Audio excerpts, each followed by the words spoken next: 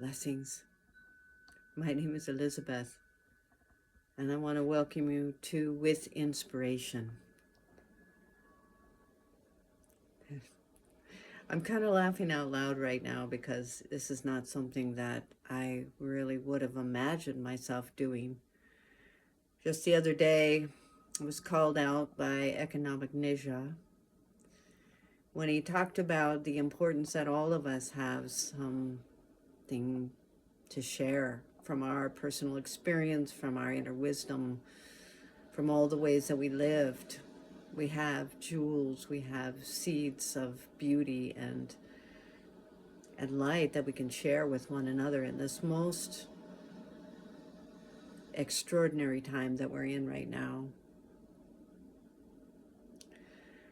So I'm here to be in presence with each of you, to be able to share some of my journey and some of my experience.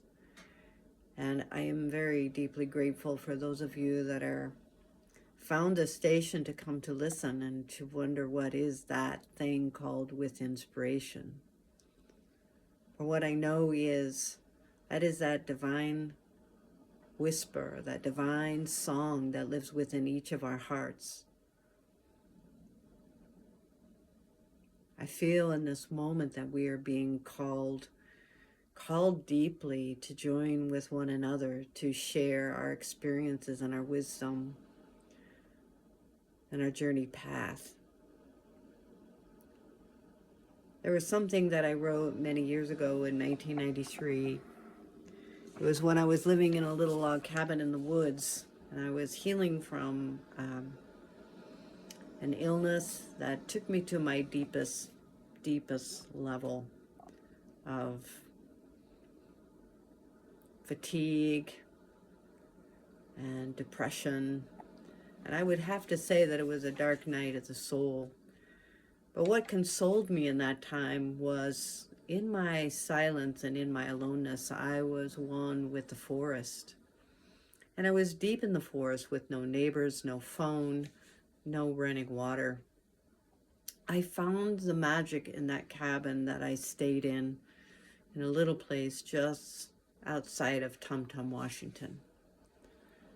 And as I would open the window at night, I could hear the song of the stream, which comforted me.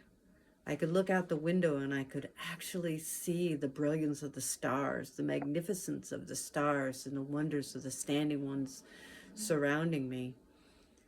And I found that I started to live in a natural rhythm, where when it became dark, it was time for me to rest within and read, meditate, and write. And I would wake up in the dawn to the sound of the stream. And it really was a time of chopping wood and carrying water and being in the presence of the now moment. And even though my body was in deep pain and I was there by myself with my four-legged, I felt so loved and so surrounded, recognizing that our companions are all around us, even when we don't even see or recognize them. So when I was there was some journaling I did on a nightly basis, and there was one that I wanted to share with you tonight. This was in circa June of 1993. And this is what I shared.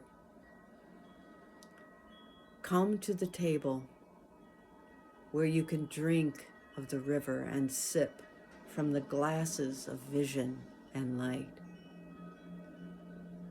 In this place, you will know the secrets of your heart and the passion of your dance.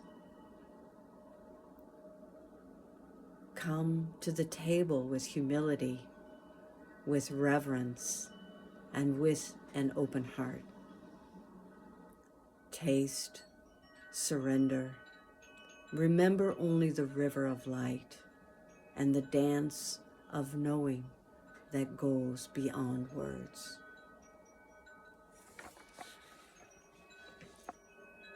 when I wrote this, I felt such a deep connection to all that is, to all of nature, to all that surrounded me. It taught me, the city girl that grew up in Sacramento, California, that didn't even know how to camp.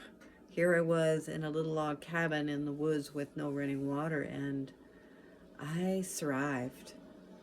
I really learned to step into the rhythm of my body, the rhythm of my breath, the rhythm of my dream time, and just tune in and allow myself to be in the stillness. And in that stillness, I found great wealth. And so I guess if my with inspiration for you this day is to encourage you to remember that the greatest gifts are found in the stillness, and most especially in the well springs of our divine heart. I encourage you to take a deep breath today, to breathe in the gift of beauty and light that you are. We are warriors at this time, and we are walking together on this journey, hand in hand. So thank you from my heart to your heart. May your day be divinely blessed.